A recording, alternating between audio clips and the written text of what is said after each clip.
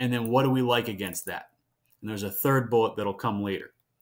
So I'll give you an example from the passing game perspective. And this is a presentation that we show our guys and have showed our guys for 3 straight years at Carleton College. This is something that we believe in. Most defenses play zone coverage. The problem with playing zone coverage is they don't have enough people. Off the jump, they've got a problem because there's 6 gaps at least in any offensive formation. There's 6 underneath zones. And there's usually 4 deep threats that you have to account for on any down. So by my math, again, not an Ivy Leaguer, but by my math, that's 16 responsibilities. And the last time I checked, they only get 11 guys. So they've immediately got a problem playing zone coverage. Now you can fix that by playing man coverage. But the problem with man coverage is that the advantage automatically goes to the offense because we know where we're going and they don't. Defense is inherently reactive. So we know where we're going. If this receiver here is running an out cut, he knows that before this safety does, or an in cut, or whatever. So he's got an immediate advantage unless this guy is just such a drastically better athlete than him that it doesn't matter.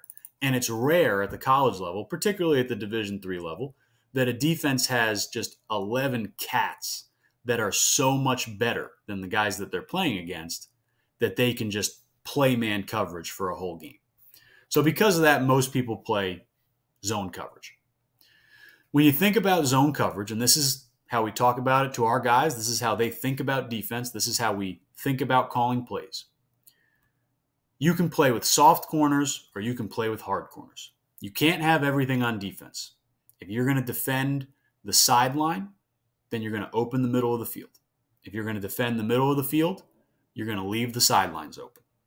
We communicate that to our players. You most commonly heard that probably called middle closed, middle open.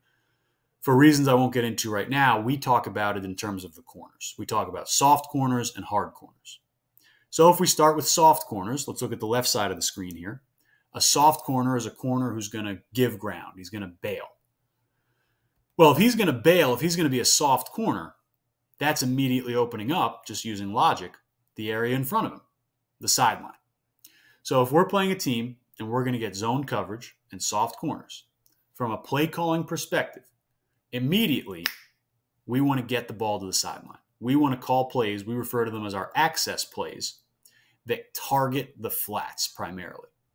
So we want to call things like a stick concept, or even something as simple as hitches or fade out. Like, this doesn't have to be that hard. Football is not that complicated.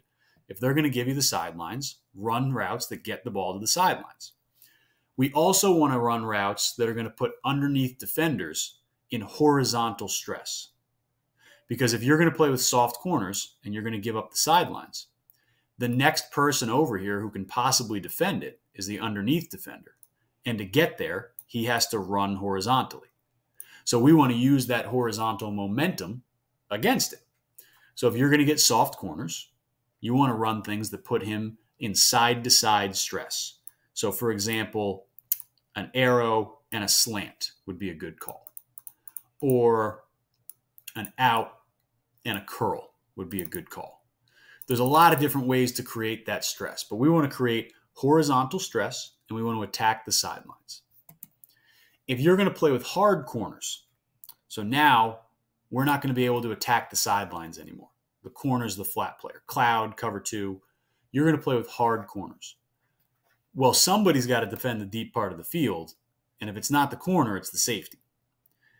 So you've taken away the sideline, but now what you've opened up is the middle of the field. So we want to start getting the ball down the middle of the field with benders. We might want to get into 3-by-1 and run a dagger concept. And now you want to put underneath defenders in high-low stress because this is the open part of the field now. Somebody has to account for it. These are the only guys left. So now you want to put those guys in high-low stress. You might want to run, a dig and a shallow. You might want to run, one guy coming under, one guy going over. You might want to run, a stick route right here in front of those guys, or an option route that he has a chance to sit down. You want to get the ball underneath or behind them. You want to create high-low stress. So to sum it up, the way we think about it, the way we've called plays is it man or zone? Because if it's man, football gets real simple real quick. Now it's matchups. Now I got to get to my best win route. If it's zone, are they going to play with soft corners, in which case we want to get to the access plays in our offense? Or is it hard corners, in which case we want to get to the middle of the field plays in our offense? And I know that's a little bit reductive. I know it's a little bit simplistic. I know there's a million ways you can play coverage. I'm not smart enough to process all that on game day. And so the way that we think about it and the way that we communicate it to our kids is with a little bit of vagueness, a little more generality.